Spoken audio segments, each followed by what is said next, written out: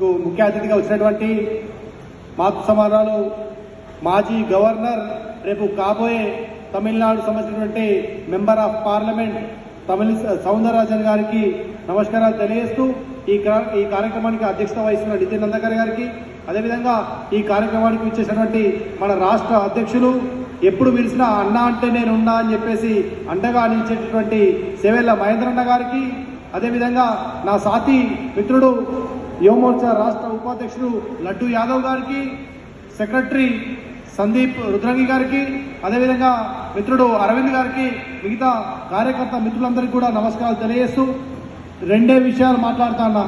Just రెండే విషయాలు అన్న. మనందరికీ కూడా తెలుసు, ఈరోజు భారతీయ జనతా పార్టీ ఈ రాష్ట్రంలో 17 సీట్లలో గెలవబోతుంది అనేటటువంటి విషయం అన్ని వర్గాల ప్రజలందరూ కూడా చాటి చెప్తున్న విషయం అన్న.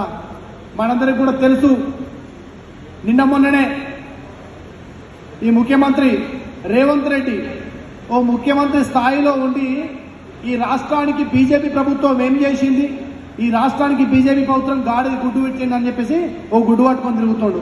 మరి నాకు అర్థమైతలేదు ఈ గాడిద గుడ్డు ఎక్కడిది అని చెప్పేసి. ఈ గాడిద గుడ్డు కథ చెప్తా. వాడు కూడా నిన్న మొన్నటి వరకు మేము ఉద్యమాలు చేస్తుంటే మా రక్తం ఈ రోడ్లపైన చిందుతా ఉంటే 4 జెండాలు పట్టుకొచ్చి మా కాంగ్రెస్ సపోర్ట్ ఉందని చెప్పేసి వాడు తిరిగేటోడు బల్మూరు వెంకట్. వాడు మొన్ననే ఎమ్మెల్సీ అయితే మేనేజ్మెంట్ కోర్టులో ఎమ్మెల్సీ రాగానే నిరుద్యోగులు మర్చిపోయాడు. అయితే ఈ గుడ్డు ఎక్కడిదంటే 2022 సెప్టెంబర్ 17 తారీఖు 2022 ఫిబ్రవరి 17 తారీఖు నాడు ఒకడు గాడిదను దొంగతనం చేసిండు. ఎక్కడ దొంగతనం చేసినాడు? జమ్మికుంటలో గాడిదను దొంగతనం చేసిండు. దొంగతనం చేసినాడు వాడు ఈ వెంకట బాలమూరు. వాడి మీద కేసు అయింది.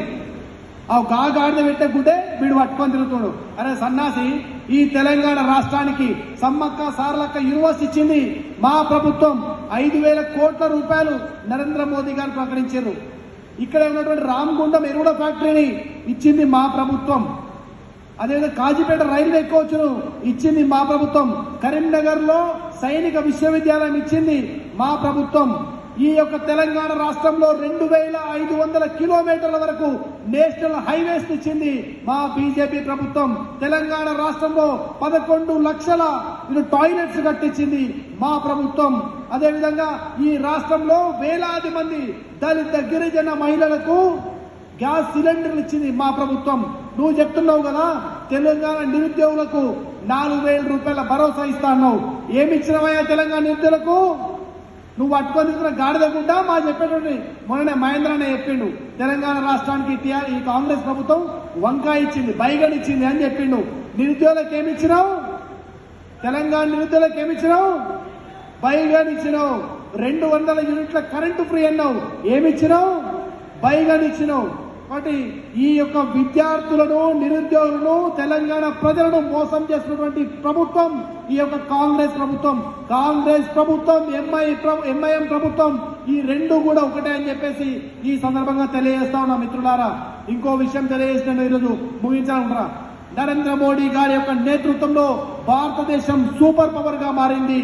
ఈరోజు భారతదేశం ఏ విధంగా మారిందంటే, हम किसी को छेड़ेंगे नहीं, अगर कोई हमको छेड़े तो उसको छोड़ेंगे नहीं, मां कसम उसको मिट्टी में मिला देंगे. ఈరోజు భారత ప్రభుత్వం ఒక శక్తివంతమైన ప్రభుత్వంగా మారిందని ఈ సందర్భంగా తెలియజేస్తున్న మిత్రులారా, మీ అందరికీ కూడా ధన్యవాదాలు తెలియజేస్తూ జై శ్రీరామ్, జై శ్రీరామ్.